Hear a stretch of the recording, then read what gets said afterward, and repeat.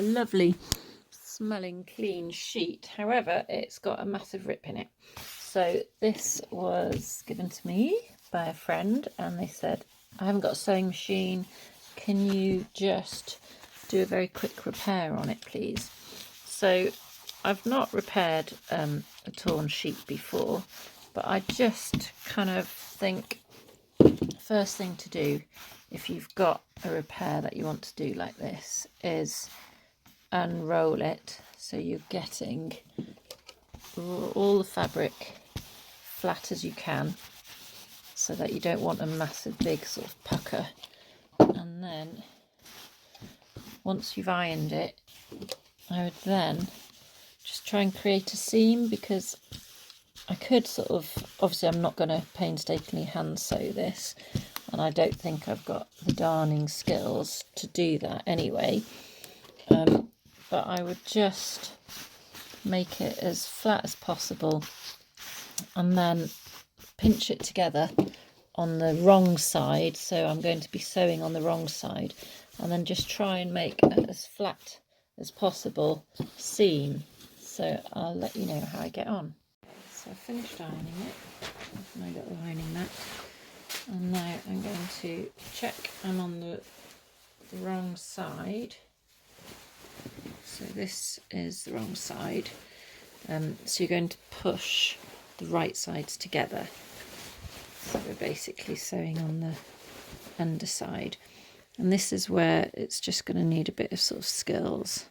So I'm going to try and grab it as close as I can to the ends there and line it up. Now obviously if this has gone once, I'm going to have to give myself a little bit of seam allowance to make sure I catch it on both sides, so otherwise it's just going to start ripping again. So I'm just going to pin the first initial effort at that, and I'm going from both sides into the middle so that we don't end up with one big sort of bubble on one side. So once I've sewn this, we'll be able to trim off these extra bits that haven't got the, I don't know if it's the weave or the weft, but they've obviously lost their crossways directional threads.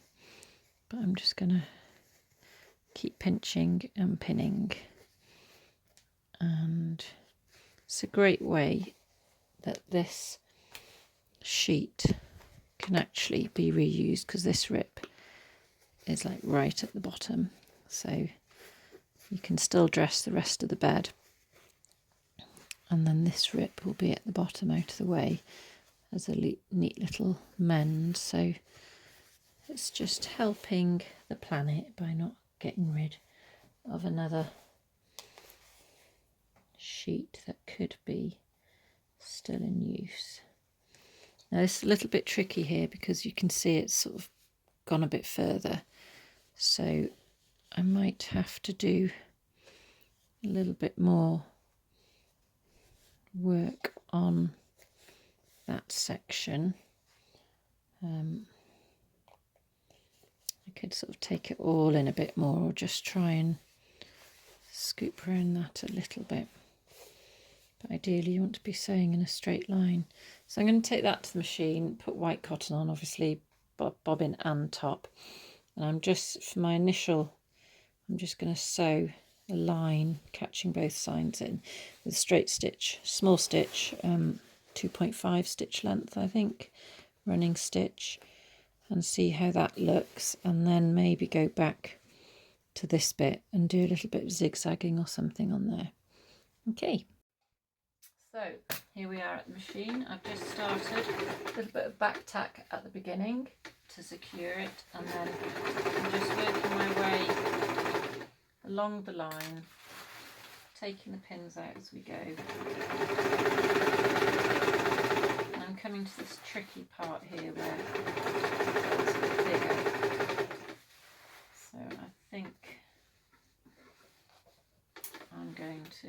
it's actually quite there, so I'm going to try and do a little detour around it. It does mean the line isn't going to be perfectly straight, but I don't really want to take too much fabric in from the start of the rip, and then I'm just tapering it back to the point we've got here.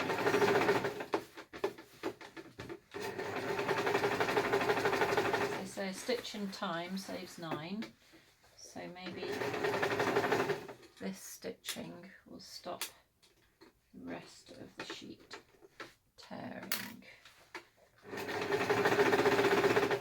It actually does feel like a really sort of quite a heavyweight, lovely, feels like Egyptian cotton actually, very nice, expensive sheet. And it's very smooth to the skin, so I think hopefully this would mean that it can still be used. So I've kind of done a bit of a detour around that bit there. I'm just checking I've caught everything in on this side. So I think rather than cutting these, because they are still working at keeping the quilt together that way, even though they're sort of not in action, thinking I might just zigzag them down flat so that I'm not losing any of the slight structure that they might be still offering. So now I'm just going to change my stitch to a zigzag and start it top there. A few back tacks. And I'm actually going to lengthen my stitch a bit here, because to get all of this in, and the machine doesn't know that, because there's barely anything to zigzag then, so didn't seem to like that too much. So zigzag is an easy way to finish a seam if you don't have an overlocker, or even if you do have an overlocker like I do there.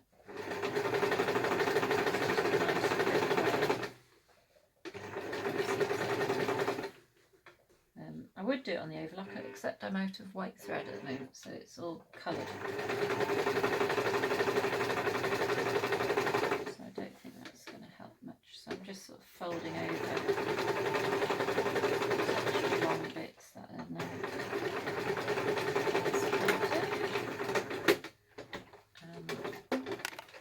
pull that away.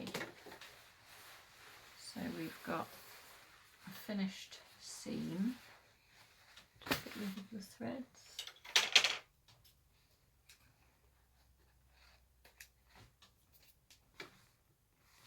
And then hopefully that is that one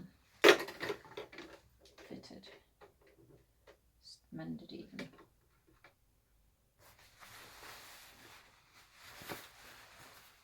Okay, so I've just sewn it. I mean, when you're pulling two pieces of fabric together where there's some missing, you're always going to have a little bit of puckering, or where the fabric is being drawn together, so it's not going to be exactly flat. And I know because I did a wavy line to encompass the sort of, there was like a belly of it that was a bigger hole, so I'm just going to iron that out as flat as I can, and hopefully that will be fine. It's it reminds me of my cesarean scar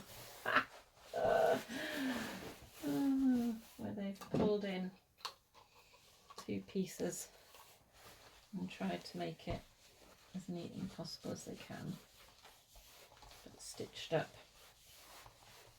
So here we go. Line it nice and flat, and then it will just look like once the bed is made, that it is actually not too, you don't want it sort of sticking out, you don't want it too bulbous. So I'm just going to iron that as best I can.